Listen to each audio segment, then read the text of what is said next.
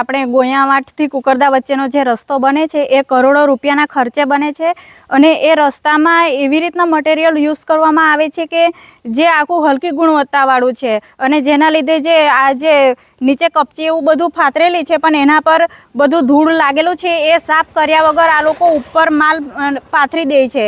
તો એના લીધે જે ઉપરનો જે માલ પાથરે છે એ બધો જમતમ વખેરાઈ જાય છે એમ, એટલે ખાડા પડી જાય છે, બધું ખોદાઈ જાય છે।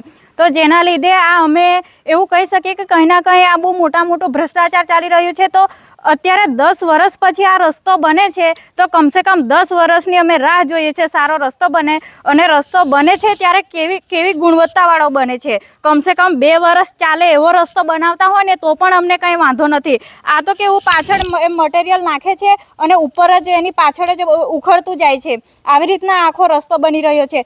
તો અમારે એક જ વસ્તુ કેવી છે કે આ જે રસ્તો બને છે એ વ્યવસ્થિત બને અને લોકો આ રસ્તા પર સારી રીતના પસાર થઈ શકે એવી રીતના બનવું જોઈએ। આ કેટલા વર્ષો પછી આ રસ્તો બનતો હોય અને પ્રથમ લેયરની અંદર આ લોકોએ એકદમ ધૂળ જેવું થઈ જાય છે અને એકદમ છૂટું થઈ જાય છે।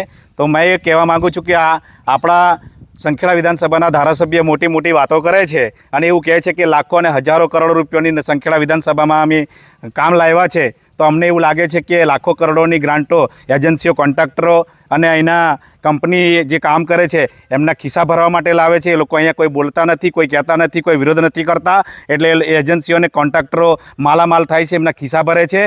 આ અભયસિંહ સાહેબ એ ખોટી વાતો કરે છે એની, અને સ્થળ પર આવીને ચકાસણી કરવી જોઈએ કે આ પ્રથમ લેયરમાં, બીજી લેયરમાં, ત્રીજી લેયરમાં કેવી રીતનું કામ થાય છે એ લોકોને જાણ કરવી પડે અને આ એજન્સીઓને રોકટોક કરવી પડે ને આ ખોટી વાતો કરે છે। 1000 કરોડનું કામ લાવ્યા બાકી 1000 કરોડનું કામ નથી, આ એજન્સીઓનો ખિસ્સા ભરવાનું કામ કરે છે આ ધારાસભ્ય। અમારે આ કહેવું છે। અધિકારીઓ આવતા નથી, એવો લોકો અધિકારીઓ અહીંયા બિલકુલ અહીંયા આવતા બી નથી ને જોતા બી નથી, સાઈડ પર કોઈ ઊભા બી નથી રહેતા, એમના કોઈ બીજા અંગત માણસો આવીને ઊભા રહે છે। એમને અમે પૂછીએ છીએ એમને કે આવી રીતે કેવી રીતે કામ થાય છે, તો કે આ બરાબર કામ થાય છે એવું કહીને લોકો છૂટી જતા હોય છે। છોટાઉદેપુર જિલ્લાના નસવાડી તાલુકાના કુકરદાથી ગોયાવાટનો ડામર રસ્તો બની રહ્યો છે। આપ તસવીરોમાં જોઈ રહ્યા છો, આ બીએસજીનું પ્રથમ લેયર છે, એ પગ મારવાથી ઉખડી જાય છે।